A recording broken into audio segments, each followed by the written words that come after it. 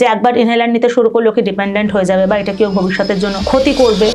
একদম কোনো ভিত্তি নেই, এটা একদম অমূলক ভয়। এবং এটা খুব কমন প্র্যাকটিস যে দেখেছি যে কোনো একটা বাচ্চা যখন মনে হচ্ছে একটা অ্যাস্থমাটিক বা হাইপার অ্যাক্টিভ অ্যারয়েড ডিজিজ আছে, তাকে হয়তো শর্ট টার্মে বা মিডিয়াম টার্মে বা লং টার্ম ইনহেলার দিতে হবে। তো আমার প্র্যাকটিসে আমি দেখেছি ইনহেলারের কথা বললেই 50% বাড়ির লোক চলে যায়, আর দেখাতে আসে না। So they never come back usually. তাদের এতটা অবিশ্বাস এখনো, তারা অন্য প্রথা ইউজ করে। আলটিমেটলি তাদের মধ্যে কেউ কেউ খুব খারাপ হয়ে পড়ে, হাসপাতালে ভর্তি হয়। ইউজ করলে হয়তো এখন এই জিনিসটা হতো না।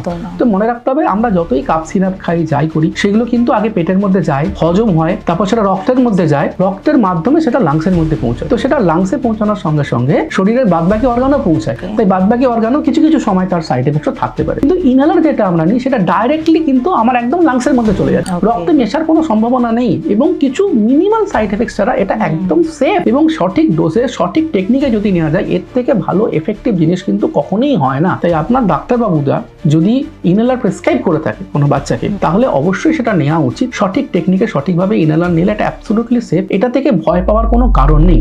সম্পূর্ণ ভিডিওটি দেখতে ভিজিট করুন আমাদের ইউটিউব পেজ দ্য ওয়ার্ল্ড আরোগ্য।